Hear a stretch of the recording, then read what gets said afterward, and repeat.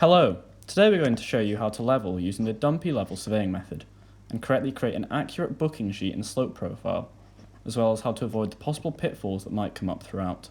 The equipment you'll need for this is a 5-metre staff, a levelling tripod, and a Dumpy viewfinder.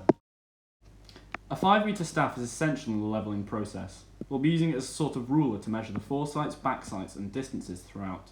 More on what these measurements mean later. Once you're out in the field, you'll want to fully extend the staff to 5 metres. This should be done in the field because transporting a 5-metre long staff whole would be quite tricky.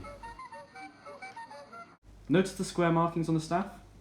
These will be used similarly to markings on a ruler to measure distance, with each square representing 1 centimetre.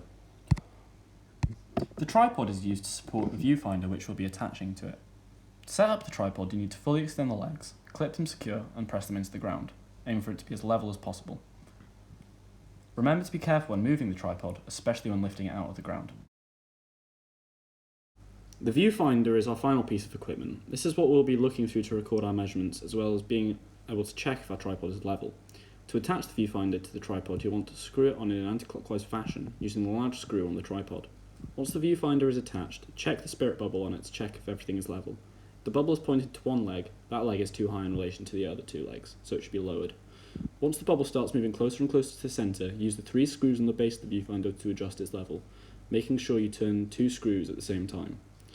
This could take some time. When packing your equipment for heading into the field, make sure you have everything you need. Snacks included.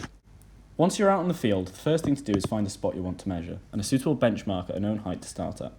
Once you know where you want to measure, set up the equipment and take your first measurements.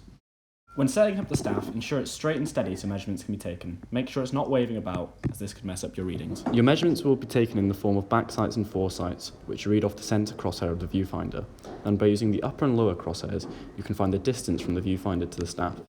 Once you've found your benchmark, you should set up the tripod and viewfinder facing towards it, then record your first backsight and the distance.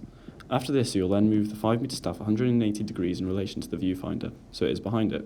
Then you'll turn the viewfinder so it's facing this new position, then record the foresight. Once this is done, keep the staff in place and move the tripod 180 degrees in relation to the staff.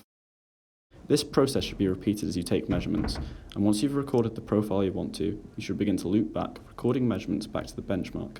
This is done to assess the accuracy of the measurements in your booking log. You should always end on a foresight.